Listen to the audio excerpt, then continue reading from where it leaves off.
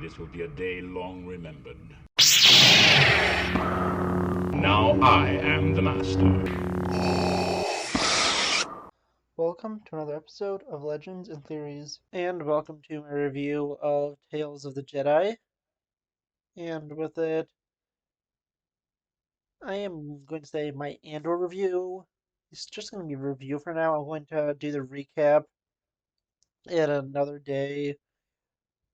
I want to get the review out, but I've just been so busy today. I honestly just don't want to work on a longer form video. And with it, I may just make it for Saturday. And with this series, I am mainly going to have it as a recap and review for the weeks after, but with it, I am going to do the final episode of this. It'll be partially cut in with Revenge of the Sith and everything with that, but also I will have it tied in to its own one when it goes after that. But yeah, honestly, I just want to say overall, I really enjoyed this show. I think they did a great job with it. And I'll go over each episode, and then I may have a ranking towards the end. So let's go straight into this. Starting off with episode 1, Life and Death. This is honestly the weakest one. It's not a bad episode.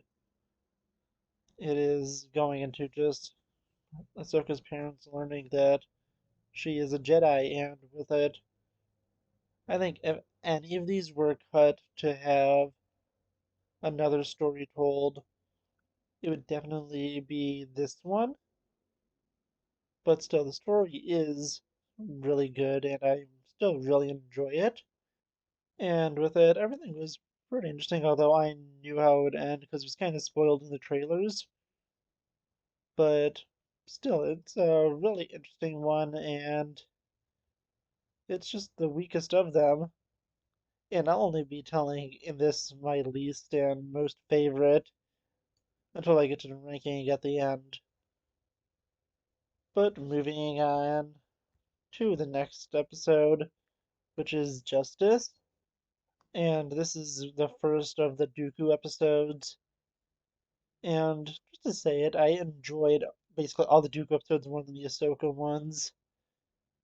I think the Dooku storyline was just so much more interesting, and I love just the themes set up through all three of them of power, corruption, and actually doing something to prevent it.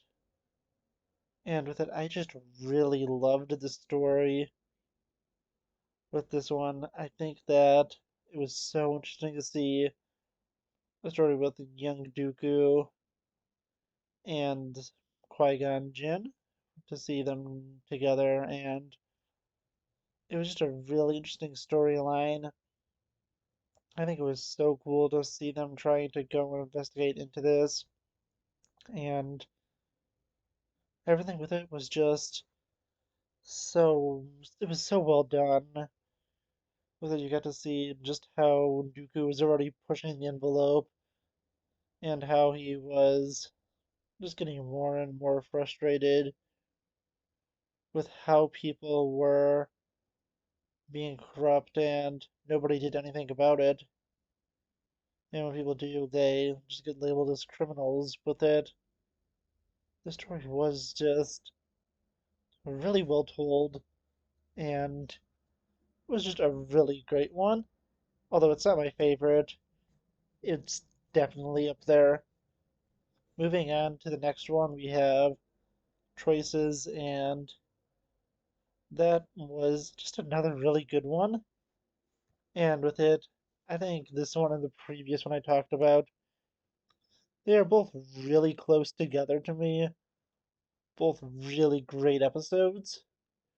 And with it, I just enjoyed this one so much. It was really interesting to see, well, first off, a story with Mace Windu taking the lead in it, with Dooku and just to see how different they were. And it was really cool to see all that, to see how Dooku was far more willing to bend the rules and not necessarily in a way like Qui-Gon would, but in a way to, I'd say a little more like Qui-Gon, but with it he is just seeing, problems with the people while Qui-Gon would be a little more problems through the will of the Force. But with it, I think that that was just a really interesting thing to do. And moving on, there was just so many other cool things in this for them trying to discover everything behind this murder and so many other things. And I just really enjoy the story. I think it was really cool just to see how much more dedicated Dooku was and just how crazy things were getting because this story was just really well told. I really enjoyed it, and I think they did a great job with it. Moving on to episode 4, and this is my personal favorite of them. And from what it looks like, it's many people's personal favorite. The Sith Lord is just an amazing episode.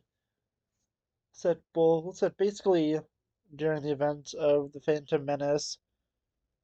Both the opening is set in between the scenes where the Jedi Council meets with Qui-Gon and he reveals the Sith have returned, and before the time that Qui-Gon leaves the temple, you get to see the last conversation between the two, and that was really cool. You also get to see other stuff like Dooku deleting Kamino from the Jedi archives, using Sifo Dyas's signed information to go and destroy the records, and with it, it was just so cool to see that. And with many other things, I just really enjoyed the story. With it, we got to see Dooku going to meet up with Sidious, where he is rightfully angry that his former apprentice was murdered by Maul, and Palpatine just goes and says, "We both lost someone, and we both lost apprentices." That was really cool.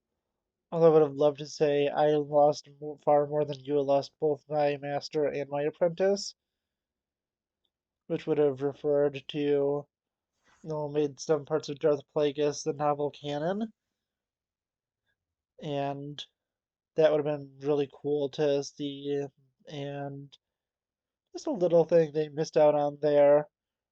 But still, I really enjoyed this story. It's so cool to see when Yaddle goes and tries to turn Dooku back, and here he is.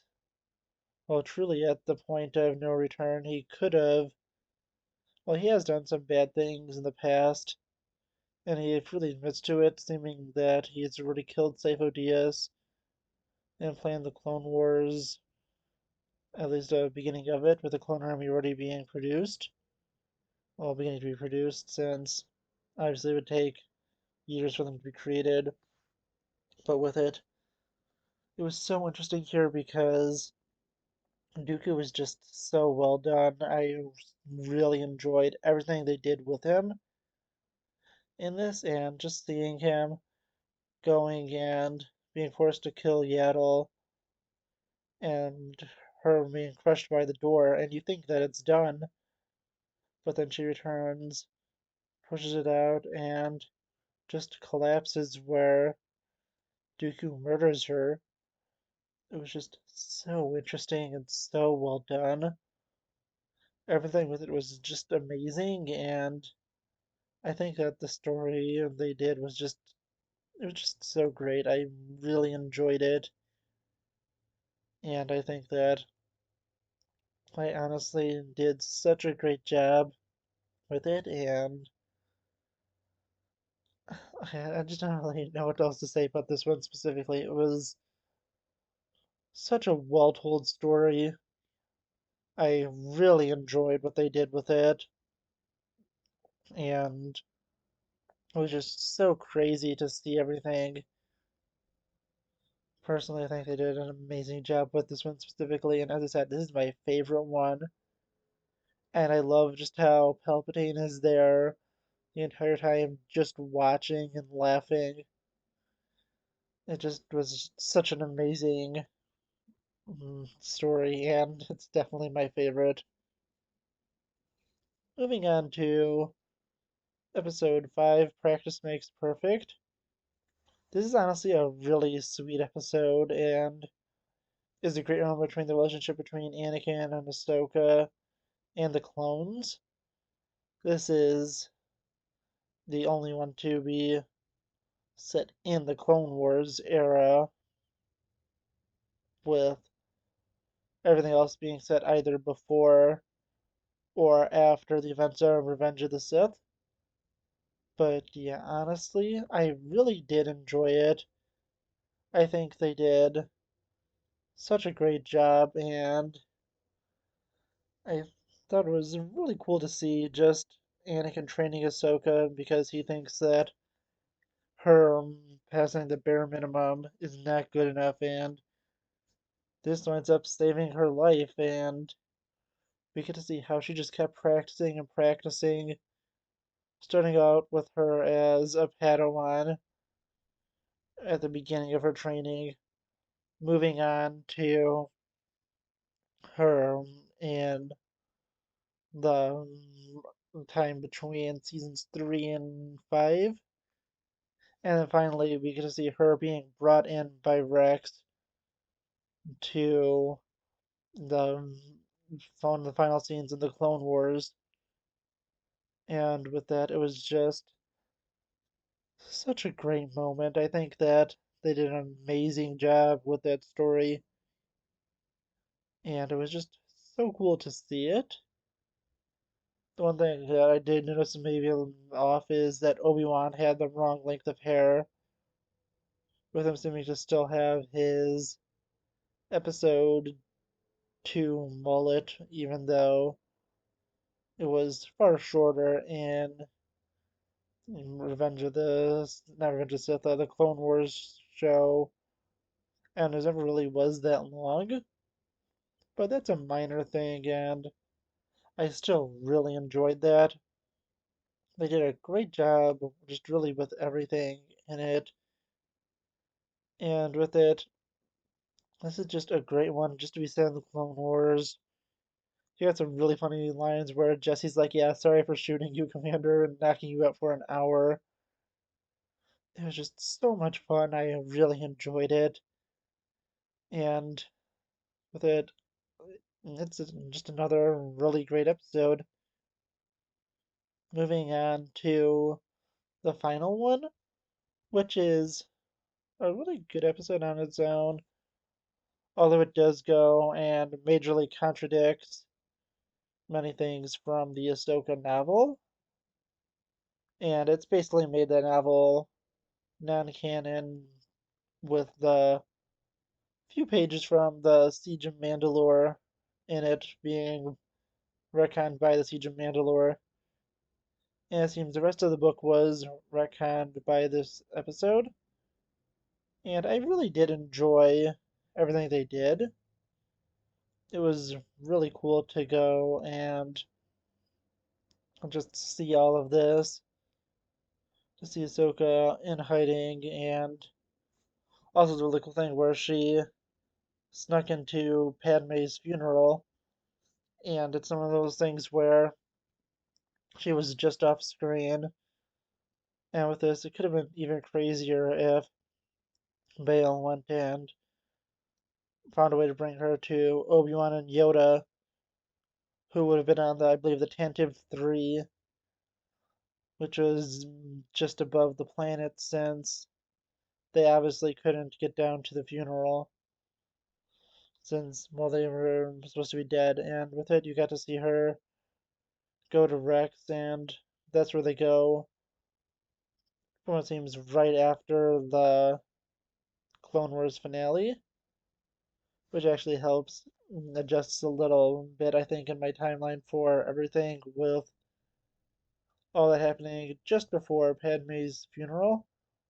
Although I think most of the stuff to how I have it timed out still works, and it's just a few other things you change around where she escapes just before that.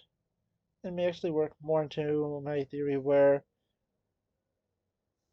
obviously they need some time to set up Padme's funeral, with funerals typically taking a few days at least after the person dies, maybe even a week at most. So with it, I think that, my theory really does work out where it was in another video. I'll probably put it in the description where I was guessing where I was putting my predictions and how I watch Revenge of the Sith and Clone Wars Season 7 cut together.